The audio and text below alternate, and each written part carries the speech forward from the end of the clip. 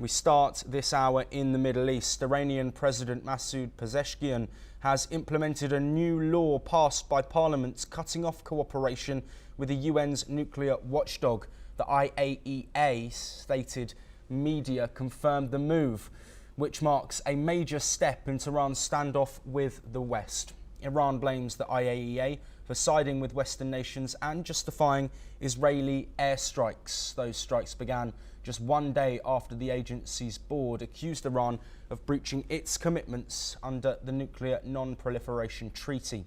The law now requires Iran's Supreme National Security Council to approve any future IAEA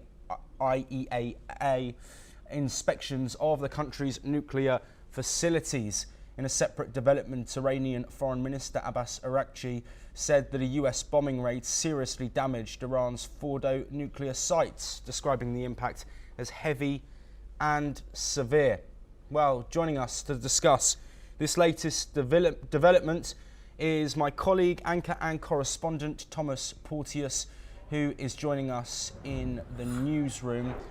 Thomas, this developments following, of course, significant military action against Iran's nuclear sites. What more can you tell us? Well, Joshua, obviously, because things have simmered down seemingly on the battlefield does not mean that tensions between Tehran and the UN nuclear watchdog, the IAEA, are over. Iran long accuses the UN nuclear watchdog of being against their regime. Iran strongly says that they are enriching uranium for peaceful purposes. The IAEA has come out and said on multiple occasions that that their uranium enrichment is getting towards nuclear grade, and now we've seen threats from IAEA chief Rafael Grossi called across Iran from newspapers alike, some calling for his assassination, and this only rises the tensions between them both. This obviously risks, without outside intervention, of Iran developing its nuclear program underground, and this is going to raise concerns with the West that an outer body will not be going on and checking Iran's nuclear activities. President Trump, obviously, as you said earlier, made the decision to strike those three nuclear facilities, one being Fordow facility with those Buster bombs.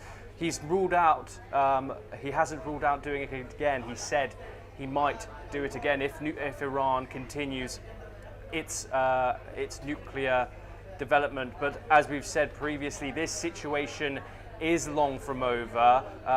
Although hostilities have stopped on the battlefield, diplomatically we could see this rise once again, as well as militarily. Absolutely. Thomas Porteous, thank you for joining us with that insight. We will, of course, continue to monitor that situation in the Middle East regarding Iran's nuclear capabilities. But we move on now, and China's foreign ministry has stated today that the Dalai Lama's succession